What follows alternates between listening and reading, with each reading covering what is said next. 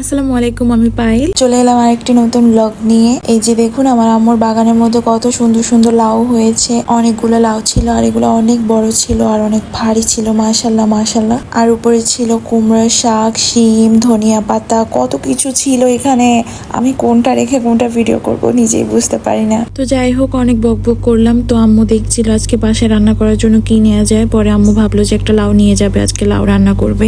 এরপর আমরা বাসার জন্য একটা লাউ কেটে নিয়েছিলাম। আর আমাদের বাগানের লাউগুলো যতবারই রান্না করা হয় অনেক মজা হয় খেতে। দেখুন, এটা অনেক ভার ছিল, আমি তো ধরতেই পারছিলাম না। আর এই যে ধনিয়া পাতাগুলো দেখতে কি সুন্দর লাগছে, মাশাল্লাহ। আর এই যে দেখুন, আমার কাছে সব থেকে বেশি সুন্দর লাগে, গাছের মধ্যে অনেক রকমের কাঁচামরিচ থাকে, লাল, কালো, সবুজ, একদম মানে কি বলবো, এত সুন্দর লাগে এগুলো দেখতে। আর এই মরিচগুলো ছোট হলে কি হবে, এগুলো যে ঝাল হয়, একটা মরিচ খেতেই খবর হয়ে যায়। এরপর বাসা চলে গিয়েছিলাম নাস্তা টাস্তা করে, একটু শপিং এ যেতে হবে। আজকে সকালের নাস্তায় ছিল খিচুড়ি আর ডিম পোস্ট। খিচুড়িটা গরুর মাংস দিয়ে করেছে আম্মু, অনেক মজা ছিল খেতে। আপনারা কি আমার মতো ডিম পোস্টের এই কুসুমটা কাঁচা রেখে খান? অবশ্যই কিন্তু কমেন্টে জানাবেন।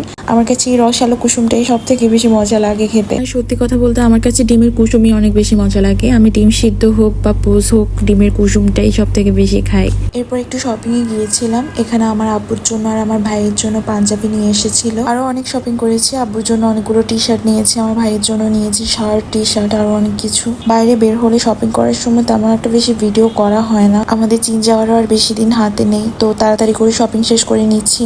এখনো কোনো কিছু গোছানো হয়নি। তাই আর যা যা বাকি আছে সবকিছু কেনাকাটা শেষ করে তাড়াতাড়ি সব গুছিয়ে ফেলতে হবে। আমার আব্বুর আর আমার ভাইয়ের পাঞ্জাবিটা ছিল কাতানের, অনেক সুন্দর ছিল পাঞ্জাবিটা। ওদেরকে পরার পর অনেক সুন্দর লেগেছে, আপনারা চীনের ব্লগে দেখতেই পাবেন। আজকে দুপুরে ছিল মাছ ভাজি, মিষ্টি কুমড়া ভাজি, লাউ শাক ভাজি আর ছিল ভর্তা। এই ভর্তাগুলো কিসের জানেন? শিমের ভর্তা। শিমের ভর্তা খেতে কিন্তু আমার কাছে অনেক মজা লাগে, তাই আপনারা প্রায় সময় দেখতে পারবেন আমার বেশিরভাগ ভিডিওতেই আমি শিমের ভর্তা দিয়ে ভাত খাচ্ছি। এই যে আমাদের গোছানো প্রায় শেষ, আমরা কালকে রওনা দিয়ে দিব। কোনো দেশে যাওয়ার সময় জামা কাপড় গোছাতে গোছাতেই চলে যায় 1 মাস, আর এর উপরে শপিং তো আছেই। তারপর আব্বু বাসায় আসার সময় সন্ধ্যায় আমাদের জন্য বার্গার নিয়ে এসেছিল, বার্গার খাচ্ছিলাম। এই যে বার্গারের ভিতরে যে আচারগুলো দেয় না, এটা আমার কাছে খুবই বাজে লাগে। আমি আচার একদমই খেতে পারি না। এই বার্গারের ভিতরে আচার দেওয়ার কারণে আমার বার্গারগুলো তেমন একটা বেশি ভালোও লাগে না। আমি যখনই ওনাদের থেকে বার্গার নিতে চাই তখনই ওনাদেরকে বলি ভিতরে আচারটা যাতে স্কিপ করে আমার জন্য। এই যে দেখুন, গত একটা ব্লগে দেখেছিলেন নিশ্চয়ই, শাড়িটাতে স্টোন গুলো লাগানো শুরু করেছিলাম।